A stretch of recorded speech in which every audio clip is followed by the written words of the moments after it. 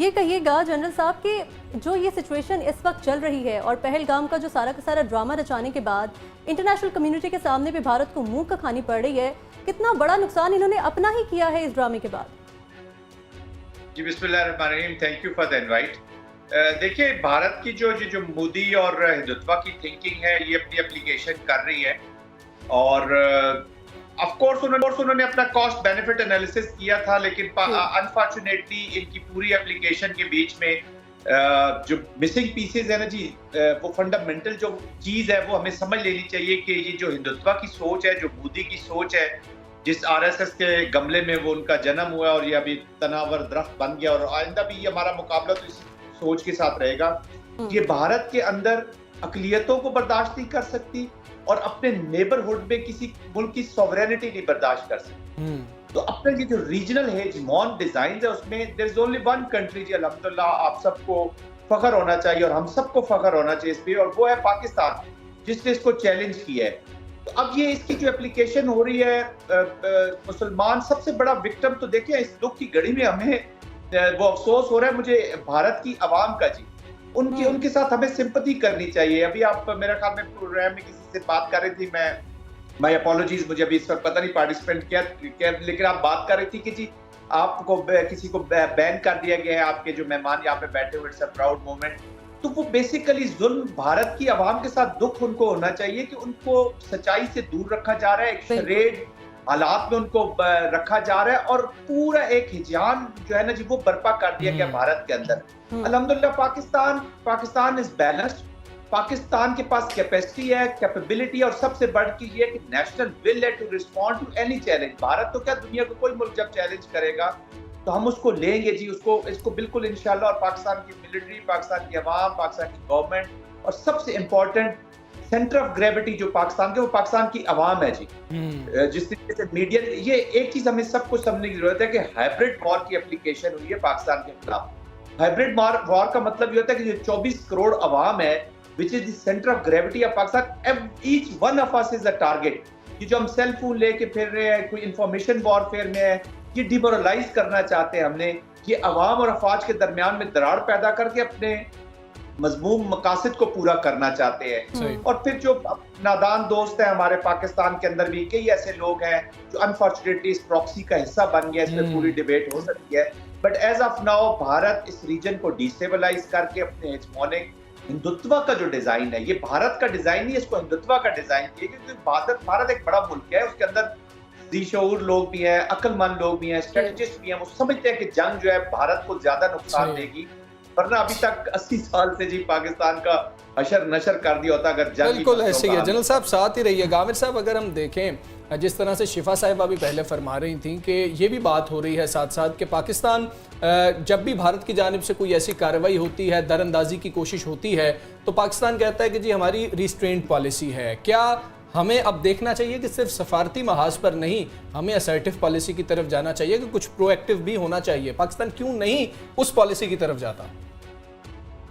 मेरी ऑब्जर्वेशन ये है कि पाकिस्तान की जो मिलिट्री इस्टेब्लिशमेंट है उन्होंने बहुत अच्छा स्टांस लिया है और उनका स्टांस बिल्कुल क्लियर था कि अगर आप हमारी तरफ मेरी आंख से देखेंगे तो हम आपको उसका भरपूर जवाब देंगे। और जो ये बार बार कहा जाता है कि नहीं, हमें इंडिया के साथ जंग नहीं करनी चाहिए, हमें ऐसा नहीं करना चाहिए, अगर दुश्मन आप पे हमला करता है तो आपके पास उसका जवाब देने के अलावा कोई चॉइस नहीं होती।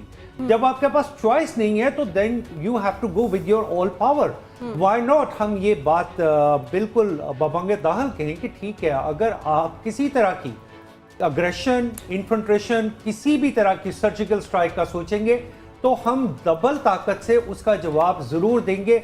अदरवाइज जैसे सिंतास मुआहिदा, ये टेस्टर्स होते हैं, ये और कुछ नहीं होता। आपको कहा जाता है हम इसे मुअत्तल कर देंगे, आपके अंदर इतनी ताकत होती तो आज से 60 साल पहले इसे मुअत्तल कर चुके होते।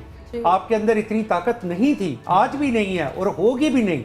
और इसके साथ जैसे एक बात मुनीफ फारूक साहब की मैं एंडोर्स करना चाहता हूँ। उन्होंने दो चीज़ें कही कि FATF में चाइना जो ग्लोबली है, इसका जो हेड ऑफिस है वो तो पेरिस में है और इसमें एशियाना ओरिजिन और एशियाना यानी एशिया के ओरिजिन में इसको इंडिया को एक थानेदार बना दिया गया है कि वो थानेदार बन के ऑब्जर्व करता है और वो अपनी ऑब्जर्वेशन देता है और उसकी ऑब्जर्वेशन को आगे जो है ना वो पुट अप किया जाता है। पाकिस्तान की गवर्नमेंट ने, पाकिस्तान की इस्टेब्लिशमेंट ने बड़ी हार्ड एफर्ट के साथ पाकिस्तान के उन तमाम 36, 37 जो भी इनके थे एक्ट्स थे उसमें पाकिस्तान को क्लियर करवाया। अल्हम्दुलिल्लाह we are never in support of terror financing किसी भी जगह पे। लेकिन इसके साथ मैं एक गुजारिश करना चाहूँगा तारिक साहब, अगर आप मुझे एक मौका दीजिए। मेरी ऑब्जर्वेशन में जो चीज़ें आई हैं कि जो अजीत दौल हैं, जो इनके मिनिस्टर हैं, जो इनके अजीत दौल साहब ने तो ऑन रिकॉर्ड कहा है कि वो पाकिस्तान में आए, पाकिस्तान में जासूसी करते रहे, वो इतने साल पाकिस्तान में रहे, उन्होंने इतने टेरर अटैक्स को जो है वो फॉर्मलाइज किया। तो वो बंदा तो इस वक्त इंडिया का मिनिस्टर बना हुआ है और वो भी उनका यानी कि उनकी सिक्योरिटी का, नेशनल सिक्योरिटी का।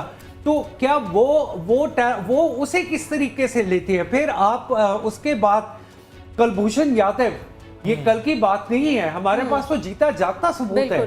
तो क्या आप उसको किस तरीके से लेते हैं? फिर मैं आगे इस बात को, भारतीय मीडिया का किरदार ही है ना इन तमाम चीजों। मैं एक खास तौर पे बात करना चाहता हूं कि हमारे जनरल साहब ने आरएसएस का जिक्र किया।